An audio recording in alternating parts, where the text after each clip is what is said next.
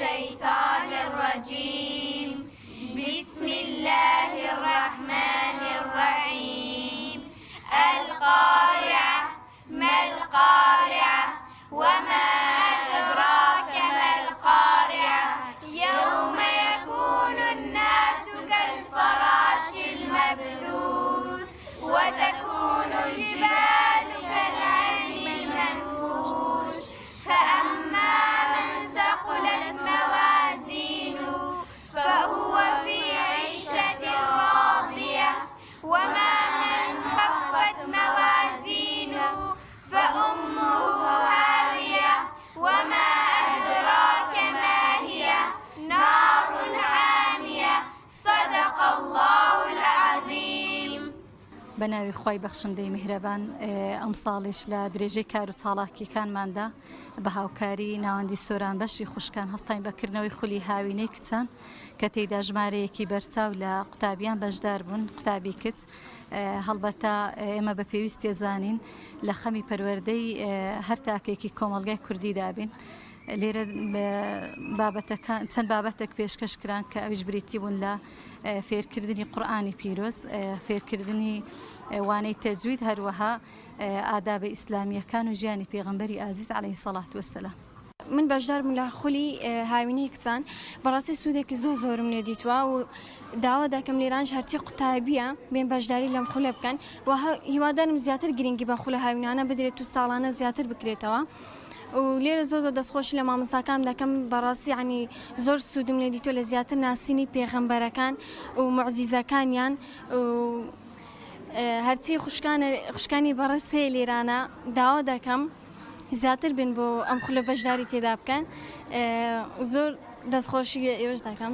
زۆر سپاسی دایک و باوکم و سپاسی مامۆستاکان مەکەم کە هەوڵیاندا بۆ فێرکردنی من و هەروەها مامۆستاکان زۆر باش لەگەڵ زۆر سپاسی بەڕێوبەرەکەم مامۆستا چۆمان ئەەکەم چکە بەڕاستی زۆر ماندوو بوو لەگەڵمان و هەروەها ئەم خولە پێویستە هەموو قوتابیەک بەشداری بکاتن بۆیە لێی فێری قورئان ئەبی و فێری چەندەها ئاداب ئەبی. وەڵایی شتێکی زۆر باشە بێ بۆ ئەم خولە و لە ماڵەوە کە تۆ لە ماڵەوەی بێکار دانیشتووی دەستکاری ئەم ئەلکترۆنیانە دەکەیت و بێ لێرانە فێری شتێکی باشترە و نەک تەماشای شتی بەسوود بکەیت.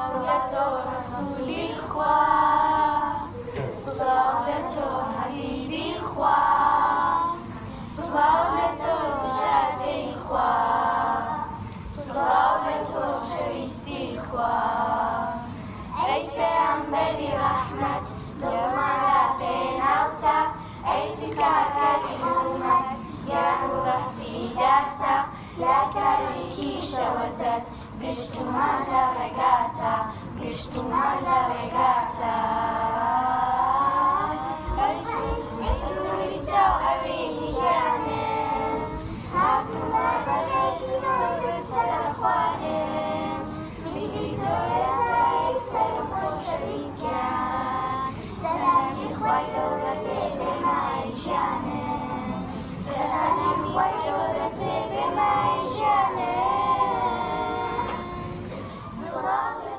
سپاس ئستایش بۆ خوای گەورە کە توانیمان خولەکە بەسەرکەوتووی تاوا بکەین و هەروەها سپاسی تاوا بۆ مامۆستایانی خولەکە هەیە کە توانیان ئێمە فێری قورئانی پیرۆز بکەن بە جوانترین شێوە و هەروەها سپاسیان دەکەم کە ماندوونە ناسانە هەوڵیان لەگەڵ ئێمەدا بۆ ئەوەی فێری خوێندنەوە قورئانی پیرۆزم و هەروەها فێری و هەروەها توانیان قورئانی بەشێکی قورئانی پیرۆزمان پێ لێبەرکەن. دووبارە سپاس تاوای مامۆستایان دەکەم. 2 ساڵ لەم خولە بەشدارم و زۆر شتان فێرکردم بۆ نوێکێک لەو شتانە پاک و خاوێنی کە پێغەمبەرمان صلی الله علیه وسلم دەفەرمێ ئین الله يحب التوابین ويحب المتطهرین. خوای گەورە دەفەرمێ تەوبەکاران و پاکشکەرانم خۆش دەوێت. ئەو ڕووکۆتا ڕۆژی خولەکەمانە ئەو چوارەمی ساڵە بەشداری ئەو خولەیمە ئەلحەمدوللا فێری زۆر شتی بەسوود بوومە لەو شتانەی کە سەرنجی ڕاتشارمە ڕۆژتەکانی پێغەمبەر محەممەد درودی خوای لەسەر بێت کە دەفەرمێت کانە خولوقه القورئان کە ڕۆژتەکانی هەمووی قورئانی پیرۆز کە بۆ دومین ساڵە بەشداری لەم خولەدا دەکەم و توانیمان فێری ئەو بین کە کات بە فیڕۆ نەدەین و زۆربەی کاتەکانمان لە خزمەت قورئانی پیرۆزدا بەسەردەین و بە تۆڕە کۆمەڵاتیەکان بەسەری نەبین چونکە تۆڕە کۆمەڵاتیەکان هیچ سوودێکی نییە و بێکەڵکە. یەکێک لەو شتانی کە فێرم سەرنجی ڕاکێشامەوەی کە یەک لە مەرجەکان خۆی گەورەوەی کە لەسەر هەموو ئافرەتانی مسلمان و فەرزی کردووە کە حیجاب بکەن. مەرجەکانی حیجابی شەوەیە کە نابێت تەسک بێ، سەرنجڕاکێش بێ.